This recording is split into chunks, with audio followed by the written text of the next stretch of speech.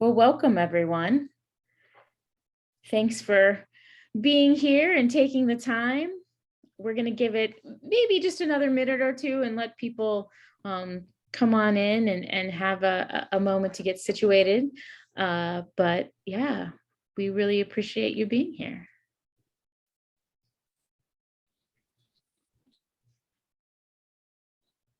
And if you want to pop in the chat where you are located right now, that might be fun to see, because I know we have people from all over.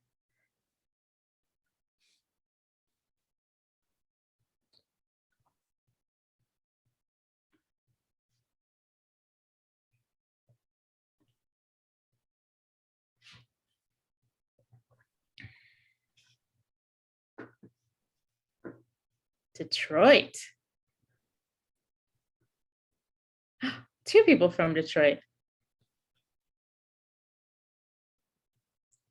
Go Michiganders.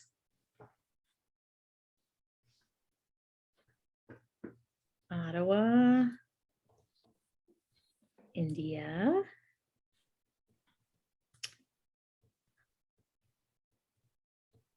Another India.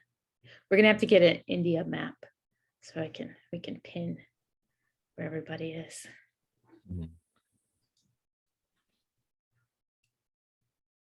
Ohio, Montreal. Awesome. Northwest Washington State.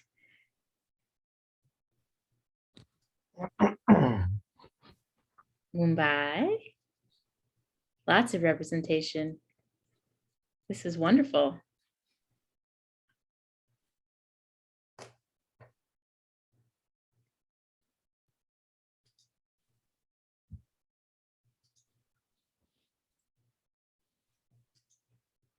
All right. If you're just coming in, we're just popping into the chat where we're located so we can kind of get an idea of who's with us and what time of day or evening you're coming from. We appreciate that everyone is in a different time zone. So we've had good progress since the pandemic started of recognizing time zones and working through making sure everybody is able to join us. Well, great. We'll go ahead and get started. My name is Sherry Bagley, and I have the privilege and honor of being the executive director of AEE, the Association for Experiential Education. And we're a nonprofit membership association working with folks who use experiential education practices in whatever career or job or practice they're doing. So therapists, counselors, trainers, all kinds of different areas. And we bring all those folks together and we work to give them trainings and webinars and education and connection. And so we're glad you're all here with us today. Some of you might be AE members already, but if you're not, you can check out our website and become a member. There's lots of benefits. So that's who I am. We have Anna Miano on today. I'll just let her wave. She's our membership and marketing manager. Some of you might have met Anna before, and she's the one that helps get all this stuff together. So thanks to Anna for doing that. But I want to go ahead and dive right into our presentation. We have Jeff Bayerlein from Veristar. Jeff is an author, consultant, trainer, and speaker. And he is working with Shantanu Pundit today, who is a mountaineer and outdoor educator with Outdoor Pundit. And today's topic is risk management advances in outdoor adventure, a historical perspective from Maharashtra, India. And so we have over 40 years of perspective and knowledge that we're looking forward to exploring and diving in. So I'll go ahead and let you get started. Thank you so much. Thanks very much, Sherry. And thanks to Sherry and Anna and the AEE community for making this possible, and welcome everybody. As Sherry mentioned, my name is Jeff Bayerlein, and I'm the director of Virastar. I use he, him pronouns, and I'm coming to you from Seattle, Washington, USA, which is the traditional land of the Coast Salish people, past and present. And I'm very happy to be working with Shantanu on this presentation. Shantanu is a very experienced and talented experiential educator and mountaineer and trainer and consultant, as Sherry had mentioned. And also, if you just arrived and you haven't yet, feel free to put your name, your professional title, the organization you're with, if any, and your location in the chat area if you would like. And you can also put any comments or questions you have in the chat or raise your hand, and we will do our best to recognize you as well and to make this engaging and participatory. If you'd like more information after this webinar on the topics that we're discussing here, you can find it at outdoorpundit.com, and I'll put that link in the chat area. And this presentation, in addition, along with some other resources, is also available at virastar.com/AEE-Maha risk. And how Shantanu and I came together to offer this presentation to you. A few years ago, Shantanu and I were introduced by a mutual friend and experiential educator in India, and Shantanu ended up taking a class, a risk management for outdoor programs class that Virastar offers, and he shared a story of an incident during a high altitude mountaineering expedition during that class. And it was a really compelling story, and he ended up writing an article about that incident, which is available on the websites I just put in the chat. And I ended up writing a kind of another related article on the regulations that Shantanu was involved in shaping around outdoor safety in India. And we thought, with all the experience and the wonderful background and knowledge that Shantanu has to share, this would be a great opportunity for him to communicate some of his wisdom and his long experience in experiential education and related fields with the AEE community. So let me just turn it over to Shantanu to begin. Oh, thank you, Jeff. And thanks, Sherry, Anna, for setting this up. A big thank you to Association of Experiential Education.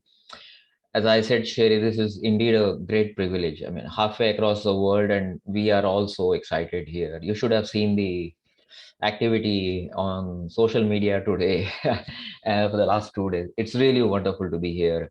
And hey, folks, thanks so much for taking time out and being here. I hope this turns out to be interesting, meaningful, and it's almost a case study probably that eventually I'll be citing. So let's get on with the presentation.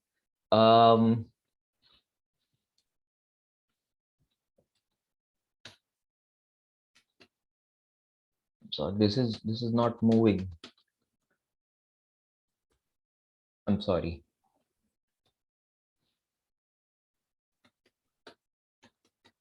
Hey, Jeff, can you share your screen? And yeah, sometimes you have to just click the right button. So if you want, I can share my screen, or no, or you no, can wait, go back. wait. I can do that. I'm so Okay. sorry about this. Yeah. No worries. Yeah, got it. Perfect. Yep. Okay, so just to locate where I'm coming from, this is India. We all know the Himalayas. They form the natural barrier between India and countries to the north of it. Also, on the west coast, you see Western Ghats, and this is what I'm looking at. So the arrow incidentally points towards the city of Mumbai, and we are very close to a mountain range called Western Ghats. and I'm from the state of Maharashtra, which is in the title of the presentation today. So if you look at the map of Maharashtra, we have a green strip, that is the coastal strip, and it's the mountain range called Western Ghats that kind of almost blocks the monsoon that comes into India from the west. A lot of precipitation happens in the coastal plains, and which is why on the right you see a much less greener area, and that is the Deccan Plateau. It's a fantastic topography, but we can't get into the magic of that topography in this presentation. But largely, the couple of incidents and the projects that I'm going to refer to happen in the Maharashtrian part of Western Ghats and the Himalayas, of course. So this is a brief introduction about myself, but I thought it would be pertinent to put it in a particular way. And I would like to emphasize that I am but a representative of a community of hikers, climbers, naturalists coming from the state of Maharashtra. And in our state, it's pretty easy to answer the question, hey, we want to go hiking, where do we go? And we have an extremely rich environment. And the components are obviously natural history. It's one of the top 10 biodiversity hotspots in the world, the Western Ghats. Plus, we have a fantastic archaeological component. We have forts and caves. Some of them are as old as 2000 years. And then we have local population, so there is a very rich socio-cultural component of the environment. So it's easy for people to get into things like hiking. So the photograph that you see is taken on a fort which goes back to 2000 years and which has an extremely rich history till the British came and made the forts redundant. For climbers, we have something like you see in the next photograph. This is a volcanic plug. So we have pinnacles, we have huge cliffs also. Some cliffs are as tall or big as 2000 feet. So for rock climbers, this is it. And then, like it happens everywhere in the world, in India, most hikers and climbers dream of going to the Himalaya, and which is what I did. So hiking in many regions of the Himalaya, peak climbing, a few peak climbing expeditions that I have been on. Also more pertinent to today's context is I also got introduced to outdoor education pretty early. And I'm going to refer to this friend of mine who had gone to the UK to do an outdoor education diploma in the mid 1980s.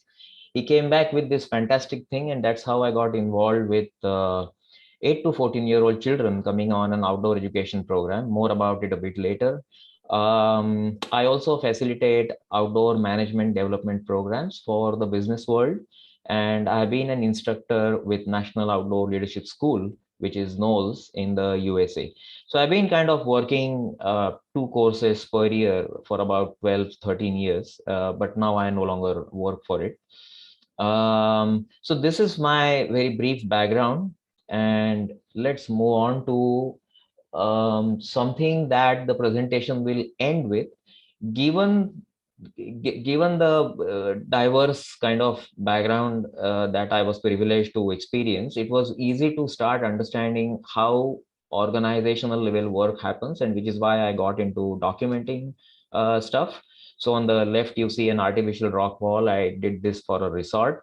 And the latest thing that I got involved in was be a part of a nonprofit where we started dialoguing with government authorities, which were bringing in regulation for adventure programs. And that kind of completes my introduction. So in this presentation, this is what we are attempting. Define some sort of a time scale. So I'm going to peg the starting point at 1988, and I'll tell you why, and then till present. So we will look at maybe a couple of incidents, a couple of projects, and the developments that happened across this time scale. Also, I will look at impacts, consequences, and I think it would be neat to look at not only adverse impacts, but also what were the positive things that happened? What were the forces that were created or that were brought into play in order to better manage risk and then overall enhance safety. And when we say safety, it is for people and safety of the environment also. And I think, and this is where I think Jeff also came across strongly when he suggested that we do this, that if something like this is happening here, a lot of other places, it has already happened in terms of regulation and better and better risk management processes coming in. But if we can understand how things happened here and learn from it, maybe we can grab hold of some factors that can be under our control and contribute, and we'll see if it makes sense later on. So in this presentation, I will be narrating my personal experiences, and obviously it was not only me doing all these things, it was always the teams, their impact on me. I will express a few thoughts, few opinions that I have, and as a framework for doing this, I found the risk management for outdoor programs model of Viristar a very apt canvas on which to present my thoughts, and hopefully it will make meaning to you. And then we are looking at developments that have happened in my home state. Again, this is just an example. In a few other states in India, similar developments have been happening, they are still happening. And elsewhere in the world also, obviously, things have culminated in regulations coming in to enhance safety in adventure programs. Kind of caveat almost that what I state here are my perceptions and my interpretations. When we look at more than 3 decades of things happening in the world of, and very dynamically in the world of outdoors, obviously things are extremely complex, even complicated. And I'm sure, beginning with my own immediate friends, people are going to have extremely diverse opinions and interpretations of things, and probably that is the magic of it. So I'm going to state something that is from my side. So I thought that to start, to start this this kind of journey, and very helicopter view, very bird's eye view, big broad view, let me peg it at 1988 for a good reason. I was fortunate to get involved in an expedition to the world's 3rd highest mountain, and which happened to be India's highest mountain. So very quickly, what is this highest thing and what is the significance of such things? So there are 14 mountains in the world, all of them in the Himalaya, which rise above 26,000 feet or 8,000 meters, and they're known as 8,000ers or 26,000ers.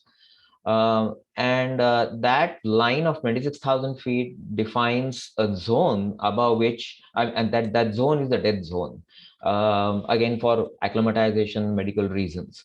Also, what became extremely clear to us was the moment you start mounting an expedition to this kind of a big mountain, the dimensions of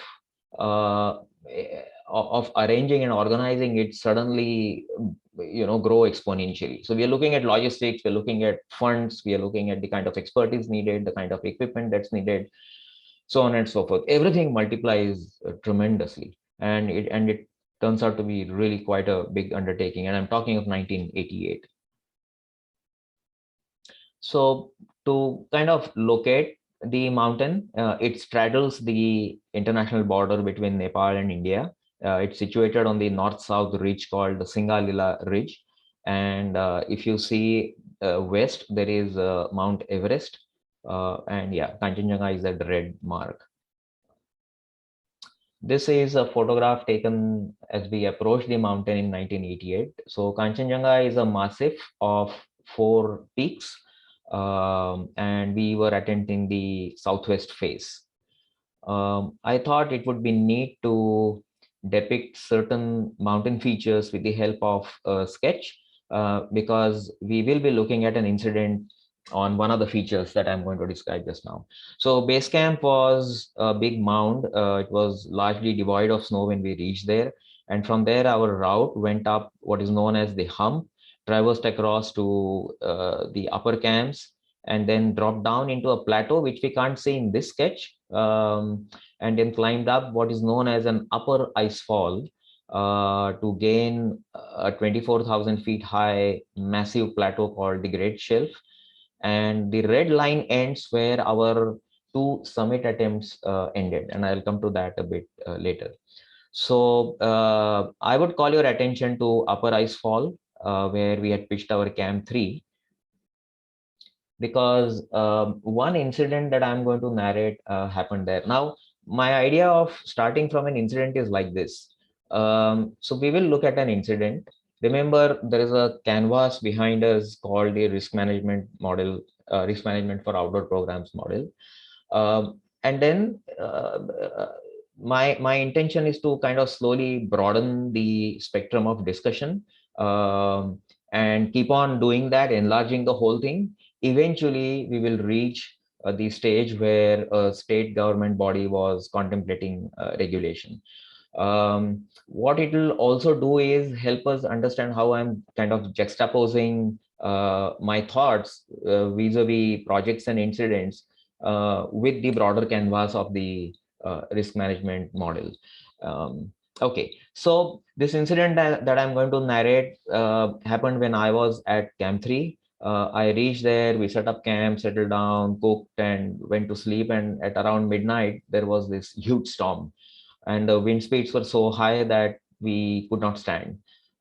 Within a matter of hours, out of the 4 tents that were at Camp 3, 3 collapsed completely, including ours, and we all had to crawl inside the crawl into the biggest tent, which was the innermost tent. The orange colored tent was a 5% tent right in the corner, and the outermost tent was where I was sleeping with a tent mate. And that tent photograph, obviously, I don't have; it is gone. So I borrowed this from a website of a company. So that storm lasted for about 8 hours. We were extremely lucky to have survived that storm. Our camp was the camp that was damaged most. The other camps also got affected. But more importantly, what got affected was we no longer could rely on the ropes that we had fixed across camps for load ferrying. Now, what is important to also know on this kind of an expedition is we had used the siege tactic manner of climbing a mountain as opposed to alpine way of climbing. So what that meant was our team lands up at the base camp, and we gradually start pushing up people, equipment, and food into building a kind of pyramid on the mountain, where these things grow smaller and smaller in number, and eventually you have a couple of people poised for making the summit. And this is a very slow and gradual process involving huge amount of logistics and movement control. So the ropes that had been fixed to facilitate easy and safe ferrying of loads were no longer reliable, because we didn't know how much snow had been blown off and how damaged the anchors were where the ropes had been anchored. So this affected our food supply, and this happened at a juncture when our 2 summit attempts were being planned and actually implemented, and they had to be done kind of at that point of time, because the whole supply chain was kind of poised, and if there had been a delay, then the whole thing just would have collapsed. So so 8-hour storm affecting all this. Simultaneously, many other things were happening in the expedition, and pertinent to what we are discussing just now. Some of us were also taking ill. For instance, I went up to Camp 4 and then no longer could stay there, and then I dropped down to base camp. So similarly, 2-3 others had to do the same. There was also a bit of food shortage, so on and so forth. Now, in this whole thing, one team member who had been at Camp 4 and who had majorly contributed to helping the 2 summit attempts finally dragged himself down in a very tired and almost exhausted state. And between Camp 3 and Camp 2, at the base of the upper ice fall, is this big plateau. And this photo is actually of that plateau. So he was so exhausted there that two Sherpas had to help him cross across. And very close to Camp 2 at the base of a rock cliff, pretty late in the day when the weather had turned again bad, he succumbed to hypothermia. So this was a really tragic incident to happen. And the two unsuccessful summit attempts obviously faded into complete insignificance, against the loss of a friend. Yeah, so this kind of a big expedition, uh, a lot of things happened, and I would go ahead and look at certain things so that we can move ahead in this presentation. So this is a graph. This is a sketch that quickly describes the topography where this critical incident happened. So as an example, let's examine factors that influence not only just the critical incident, but also many other aspects of this expedition. And instead of actually doing a kind of root cause analysis of this incident or trying to understand the expedition itself, I'm going to use this to kind of give you a glimpse of perhaps what was the state of adventure at that time in India. Because when we look at developments across decades, that's what we need to look at. That how did things change? Did they change for the better? Why and how finally regulation did come in? So, so here is an attempt. Let us see if it makes sense. So this is a graphic that I created from Veristar's risk management program. What it says is there are critical incidents. They are consequences of decisions taken or not taken, actions that follow those decisions. And behind all these lie a multitude of factors. And the model identifies these factors to lie in risk domains. And you can see those components, equipment, activities, so on and so forth. And also there are underlying domains, which are the bigger entities that are influencing all of us, you and me, at our individual place also.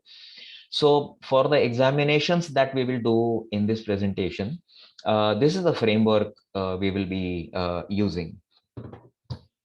And how will I attempt to do that is perhaps take up just a couple of risk domains, and then I will express a few opinions I have about an incident that I have narrated, about a project that I have taken up as an example with respect to such specific risk domains. So let us take this activities and program areas. So this Kanchanjanga 88, the expedition happened at extremely high altitude. And one of the cautions that is given to all mountaineers is do not judge decisions taken on the mountain from the luxury of low altitude or sitting in Mumbai. Mumbai is at zero. Significant thing is so I have already kind of touched upon how complex and complicated mounting an expedition to an 8,000er, especially in the late 1980s from India was. So only the defense forces primarily from India had managed to mount expeditions on such big mountains. So for India, this was the first fully civilian organized venture. So there was a huge experience in organizing such a big event, including funds.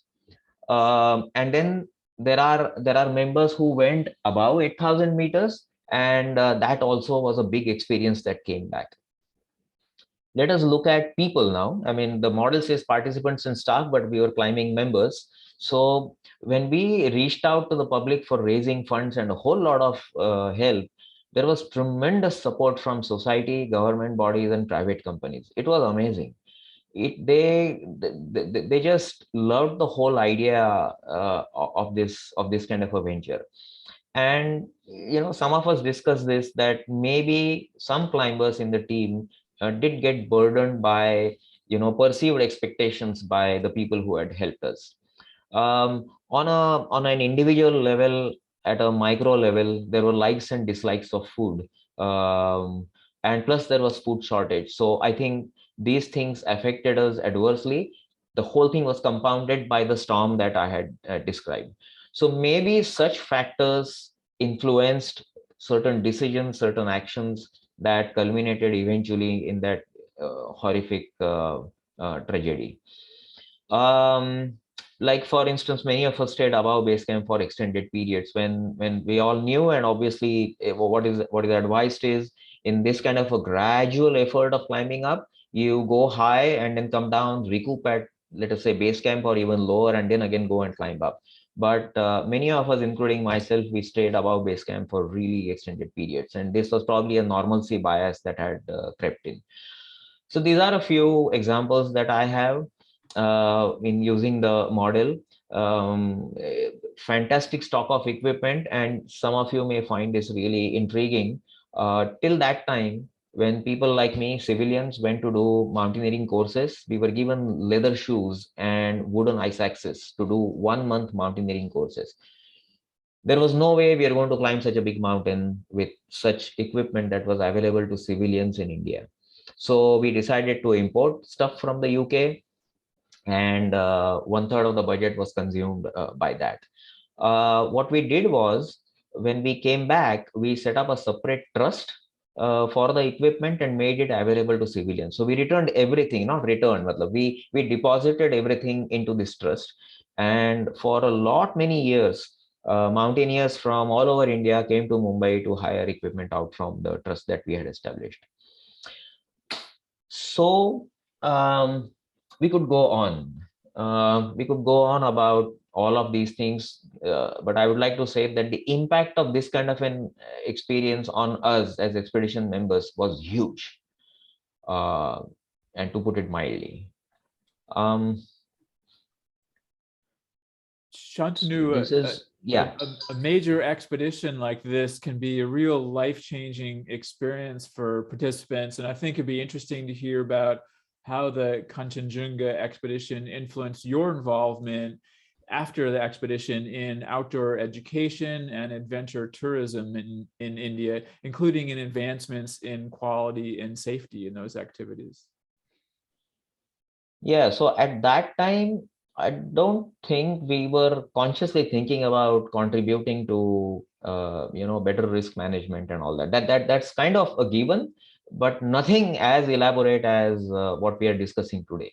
But I would like to mention one more thing. One thing I already told you, that as soon as we came back, we deposited back all the equipment that we had bought and made it available. And I think it was easy for us to think like this because especially Maharashtra has an extremely strong club culture. So we have commercial organizations in adventure tourism, and we have clubs that have been operating literally since mid-1950s.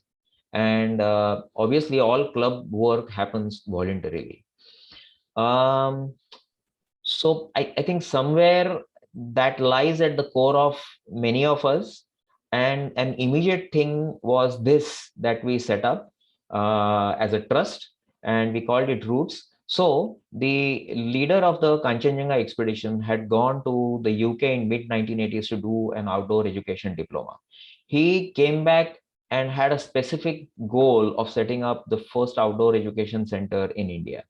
So as soon as we came back from Kanchanjanga, he collected some of us, and I'm sure he must have looked at all us youngsters saying, these are good guys to catch, and then he got hold of us. But the remarkable thing is 5 of the 7 trustees of Roots were from the Kanchanjanga expedition. If not from the climbing team, they were from the support team. Like for instance, one guy, a friend of ours, was the in charge of the film crew of the expedition. At one point of time, we actually counted more than 70 people helping Roots on a voluntary basis across walks of life.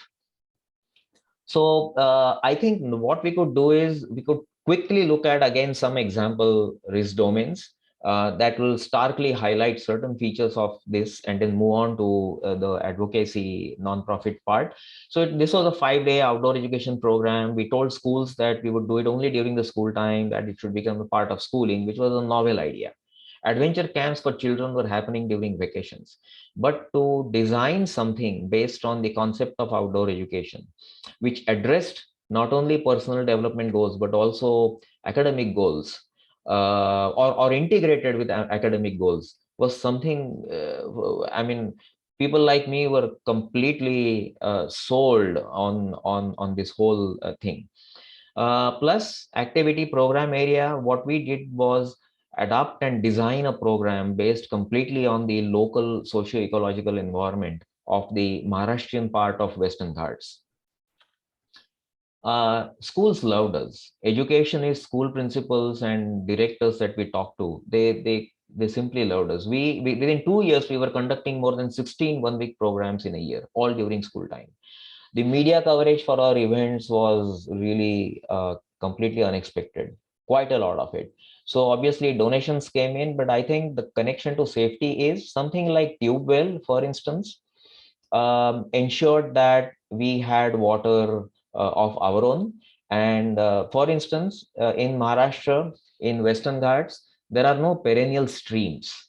Only the big rivers tend to flow all the year round. So water becomes quite a rare commodity. And, so the donations helped enhance safety in that way. An extremely intriguing thing was we set up, we networked with a city hospital, and the resident doctors kind of in rotation used to come and be on the camps on a voluntary basis. So anything that was beyond our first aid skills was taken care of by the doctors, and this was quite amazing. The outdoor industry, and this I have discussed with friends of mine just to be sure that I'm not getting it wrong, colored by my NOLS experience. So till then, only the rock climbing and mountaineering courses were there, and the instructor style largely was, and I dare say still is, very, very directive. Now, this person who initiated the project called Roots with his training in the UK actually set up training modules for us, and we were all a bunch of young hikers, hillbillies, climbers. So we had naturalists come and talk to us. We had educationists come and try to tell us what is this world of 8 to 14-year-olds. We had a child psychiatrist come and speak to us on a couple of programs. And there was good amount of reading material from the UK, the National Association of Outdoor Education, NAOE. That was a erstwhile name. It now has a different name. So for me, again, speaking for myself, this was completely fantastic. This was a sea change in the way you look at anybody. Why only children?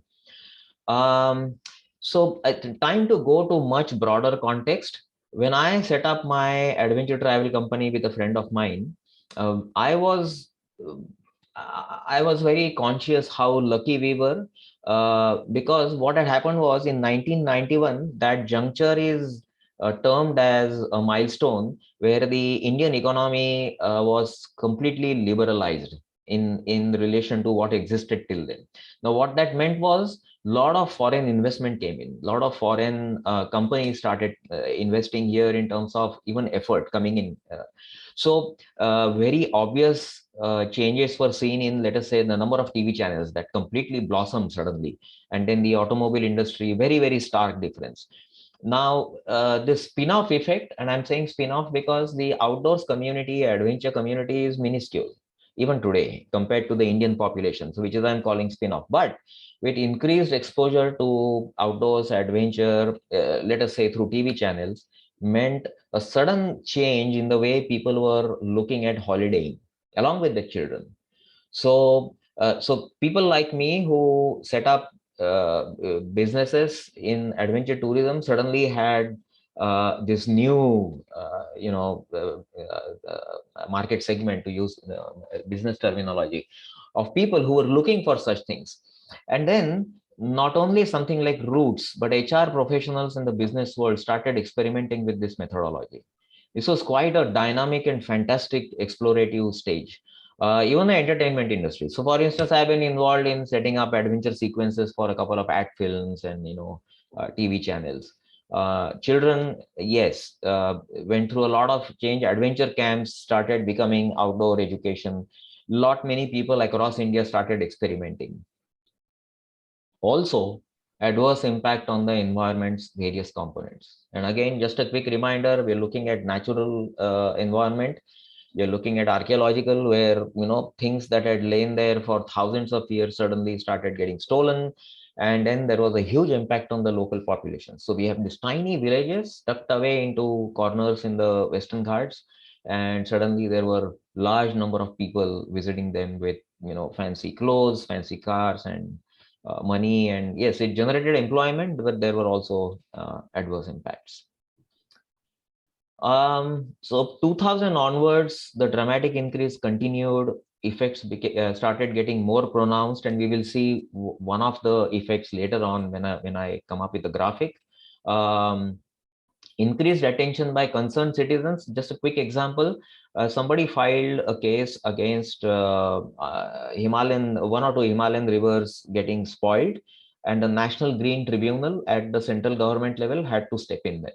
And it was a prolonged process of almost a year before the whole thing was resolved. New practices were brought in, where the river camps became more eco-friendly, so on and so forth. Different types of courses. So I referred to largely directive style of leadership. Suddenly we had outdoor leadership coming in through organizations like NOLS and Outward Bound. They set up 2 schools in India. Wilderness first aid as opposed to just first aid, with a lot of backing, like for instance, the Wilderness Medicine Society kind of guides, oversees organizations like NOLS and Aerie and WMA and all that. So this huge experience with different perspectives started coming in. And then obviously big brands from outdoor gear entered India, and increasingly the equipment started getting easily available. Personally, for me, I think I've said enough now about how, for me, getting to know outdoor leadership in a very different way completely transformed the way I look at things. More importantly, I think experientially, it created in my head, I mean, I think NOLS facilitated this fantastically, that there are leadership models galore.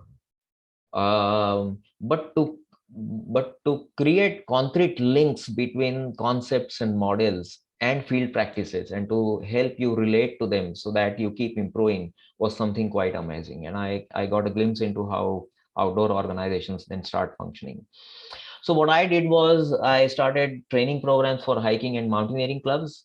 One club literally worked for more than a year and brought in concrete changes. And that's how I got into work like safety guidelines and advocacy.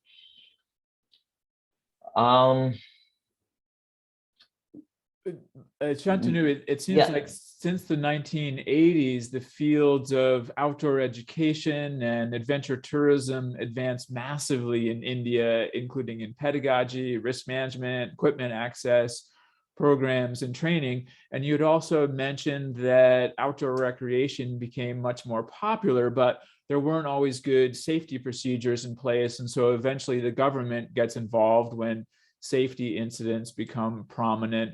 And I think it'd be interesting to hear the story of how the government regulators got involved in outdoor adventure programs and your connection to influencing the regulations that followed.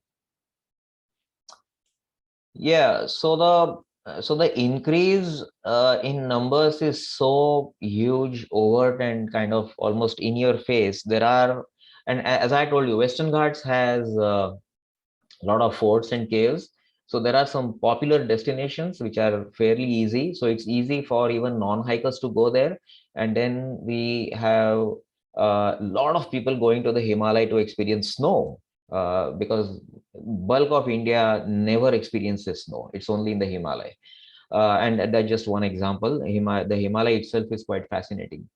The unfortunate part was a lot of discomfort is experienced by many people, and then unfortunately annually we have a few deaths also occurring. So I would like to tell all of you about Maha Adventure Council, which is the non-profit that I am a part of, and we refer to it as MAC, M-A-C. So very broadly, this is the time scale again we are looking at till 2000, mid 2010s. There was a complete absence of government regulation for adventure activities in any form. And since we had taken 1988 as a starting point, from there things were obviously moving ahead.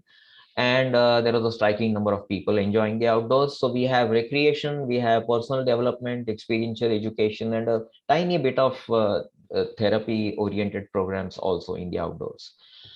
So what happened was, this was not the first death, but there was this unfortunate death in 2006. And then the parents of the child filed a case against the state government of Maharashtra, saying that this is completely unorganized. We would like in future such tragedies to not happen, minimize mishaps happening. And so against all that, the court ordered the state government of Maharashtra to frame policy and come up with safety guidelines. And the policy referred to entities, clubs, as well as commercial organizations. How can they be regulated in some form so as to exercise some bit of control? That is when some members of the outdoor community got together to start work. So a lot of things happened. The first government resolution, which is a legal instrument of the state government, and we will call it the GR acronym. When it came out, it was largely unstudied, and we found it to be impractical and unfair also. So the genesis of MAC as an idea lay there. When we thought that we should formalize ourselves, we should form a force with which to dialogue with the government, with which to influence this whole thing. So I'm sort of compressing the story of years of being together and working on this. So for instance, just to tell you one extreme thing, there were 2 writ petitions filed in order to stop the GR from being implemented. Otherwise, it would have been really bad for the outdoors community.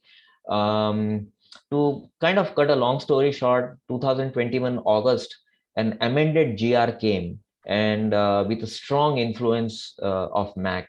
And it came with a component of very, very comprehensive safety guidelines. Now, the key thing was, our approach was to not fight, but to dialogue and work together and come up with something that is agreeable to all the entities involved, primarily 2 entities, the outdoors community and the government. What is important in this whole thing, and again bringing the whole context back to our presentation, is one can actually identify a core group of people involved consistently through the 2-3 projects that I have mentioned in this. So it is for us to contemplate what created this core group of people, and then around this core there have been people coming and going. So we are talking of literally 50, 70, at times 100 people working for some reason or the other, contributing in some way. But I think a core group of people held together this whole thing, and this is what I have experienced. As I look at the whole thing, so see if this makes sense. This is how I look at it, that what was the journey done from 1988 till the present times, and will this graphic help us understand it? And sure enough, the risk management model points towards risk management instruments and policies, procedures that can create positive changes in managing risk. And this is exactly what, this is a prime example in my head about what is it that I can grab control of in order to help manage risk much, much better. So to start concluding, this is the way I look at it. There are many, many entities involved that directly affect the safety of people and the safety of environment. We have at individual level enthusiasts and climbers and naturalists. Then we have clubs and companies. We have associations like MAC. Schools, parents want to send their children. There are local populations that are getting affected, and there are experts. And probably I missed out a couple of entities anyway. If they remain distinct and look at it isolatedly, I think it would be a substandard effort. So I think the trick is to be together in this, because finally, I think we all just want better risk management in order to be safer. And no matter as individuals, wherever we are, I think we all individually and then collectively have a role to play. We all can contribute, because this is what I have seen when I look at my friends and how they have all kind of just persevered with amazing tenacity. This is what I think the message is. Yep, thanks. So I hope it was meaningful, at least the way I thought it can be. Thank you so much, Shantanu. It's a wonderful presentation, and I appreciate you sharing your decades of experience in experiential education and outdoor adventure in India, and ideas about how it's advanced in terms of safety and in other dimensions as well. Appreciate your guidance. And of course, Shantanu has lots more to share than just this, and you can see his website, outdoorpundit.com. On your screen there, and you can also learn more at Veerstar as well. Before we turn this over to Sherry to say a few concluding words, we have a few moments for questions and answer period with Shantanu. And if you have a question, you can just put it in the chat area, or also you can raise your hand, and if we see you, we will call on you that way. But chat is probably a little bit better. Should I stop sharing the screen? Will that be better? Yeah.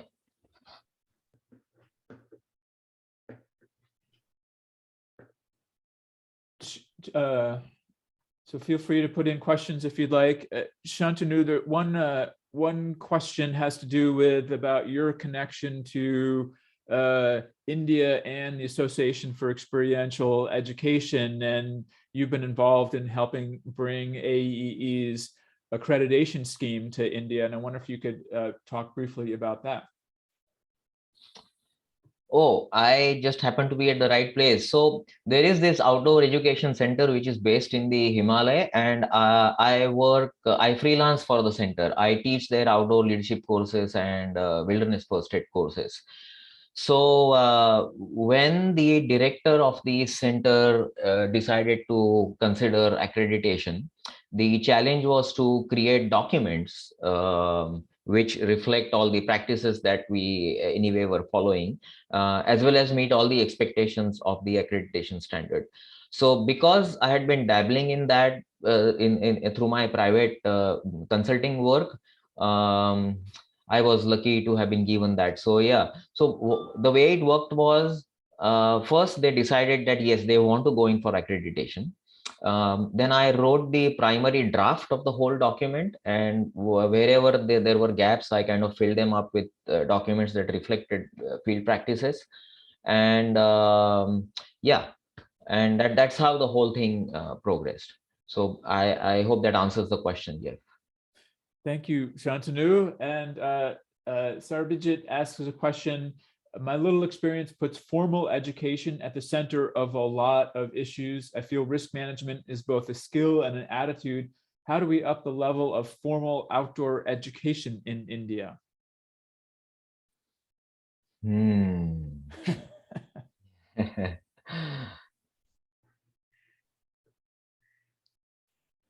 Yeah, risk management is both a skill and an attitude. Maybe, and this is a big question, Sarabjit. Maybe what we could start. Okay, so so I think one of the parallel questions is, for instance, we try to schedule open wilderness first aid courses, and the response to this is pretty sluggish, and so is the case with outdoor leadership courses that, for instance, NOLS offers. And one of the blocks there is the price tag. And there are much cheaper options, for instance, available. So I'm just pointing at one thing, and maybe there are other things also.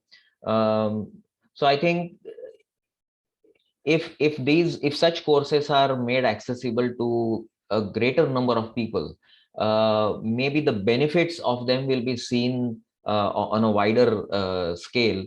And then, once you see the benefits, then people are ready to invest time and money in it. So yeah, that's what I can think of for now. And one more thing is, I think organizations have much bigger power than individuals. So I think organizations need to change the way they look at it. And I personally feel it's pretty feasible to divert some funds in investing in, let us say, staff training, and commercial organizations could be taking the lead in this, in creating that small pull, which would eventually create a good amount of momentum. Yeah. Thanks, Shantanu. And it's indeed a big question that a lot of people in India and elsewhere are thinking about, and how does outdoor and experiential learning grow in places like India?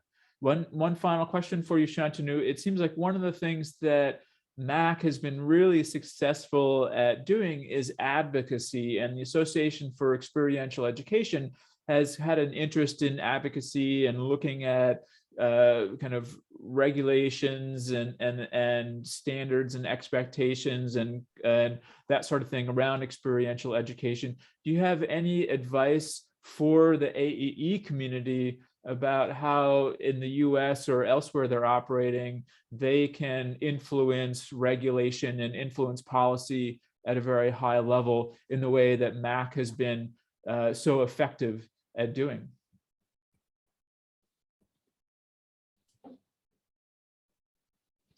So I think we are looking at two things that I can think of.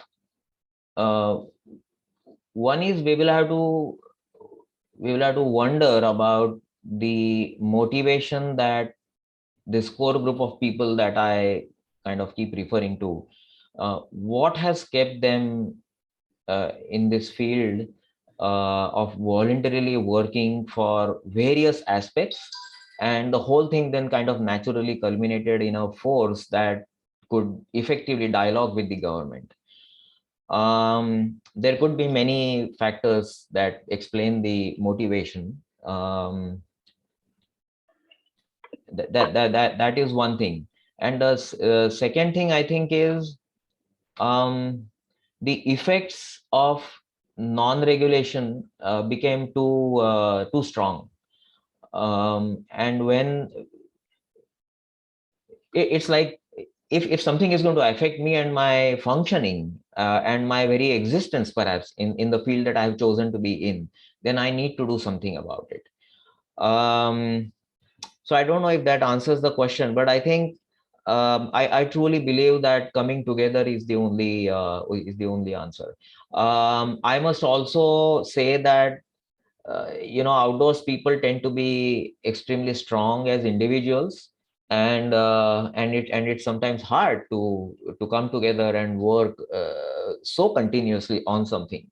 So in MAC, for instance, I identify 2-3 people who are extremely strong as individuals, and who bring in various skills, and at various points of time they are the people who have functioned. One more thing that we did was not rely only on hard skills in the outdoors. For instance, just taking an example, we collected extremely diverse skills, including people who are not from the outdoors. Because something like this will need a pooling of extremely diverse skills and experience. And yeah, the group, fortunately, MAC somehow managed to put it all together.